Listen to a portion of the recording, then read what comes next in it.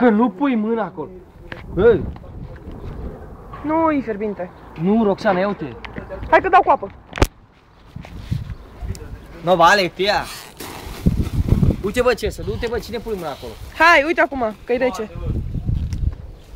Hai mă. Că nu bre, că dai acolo presiune. Stai să deschid apa, stai așa.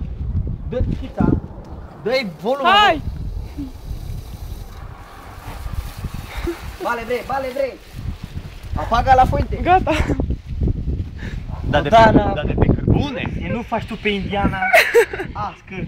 Îl grăbești. Și cum mă, să bag așa? Dar nu mă, de pe cărbune mă, că de pe apă nu se ia. Ține de. Ia cărbune mă. Nu, eu. Da așa, nu. Da așa. Chiar mă, mai bine. Bateria aia? Nu. Da aici.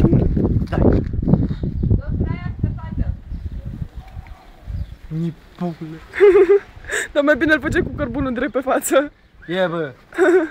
Nu. Nu bă, partea salată.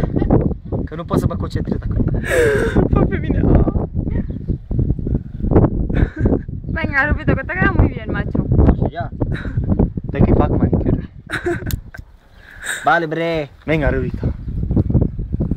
Pero más fuerte, pero venga. Las că se vede. Hai. Și ce? Să o iau așa și să-ți fac? Numai să nu calci plantele. Câte ture? Două? Două Hai. ture. Dar cum, să sară sau cum? Să fugi, mă!